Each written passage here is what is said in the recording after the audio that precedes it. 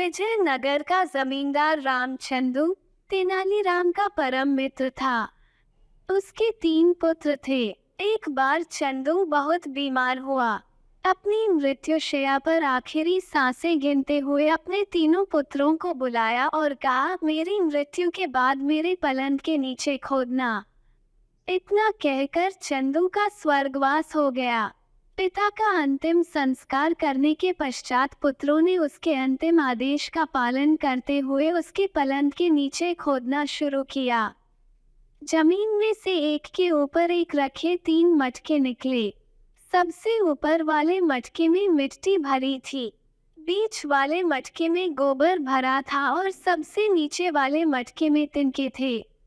इन तीनों मटकों के नीचे एक छोटा सा थैला था जिसमें 10 सोने की अशर्फियां रखी थी। ये देखकर तीनों भाई अचंभित रह गए।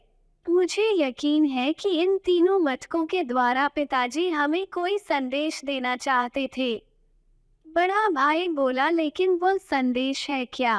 तीनों भाई बहुत देर तक अपने दिमाग के घोड़े दौड़ाते रहे, पर किसी नतीजे पर नहीं पहुंच सके। अंत में उन्होंने तय किया कि वे इस मामले में तेनालीराम से सलाह मशविरा करेंगे।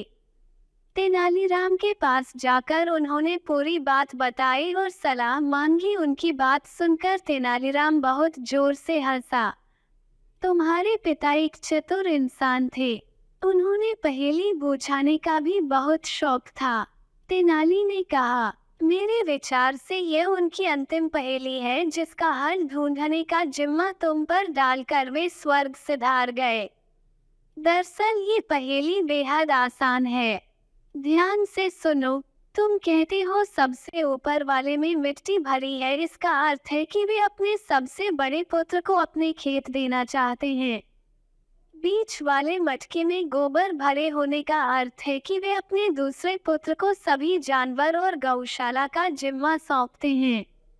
अंतिम मटके में तिनके भरे हैं जो सुनहरे रंग के होते हैं, तो वह अपने तीसरे और अंतिम पुत्र को अपना सारा सोना सौंपते हैं।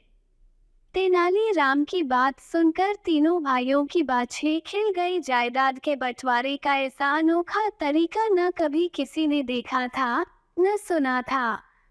परंतु एक चीज तो अब भी बची है। छोटा पुत्र बोला, तीनों मटकों के नीचे 10 सोने की अशर्फियां निकली थी। वे किसका है? तुम्हारे पिता अत्यंत दूरदर्शी व समझदार थे। उन्हें पता था कि तुम अपनी समस्या का हल ढूंढने के लिए मेरे पास आओगे। तेनाली ने मुस्कुराते हुए कहा, ये 10 अशर्फियां मेरी फीस है। और हंसते हुए तेनाली ने उन अशर्फियां को जेब में रख लिया। ऐसी और भी मजेदार कहानियों के लिए हमारे चैनल को सब्सक्राइब कीजिए, लाइक कीजिए और शेयर कीजिए।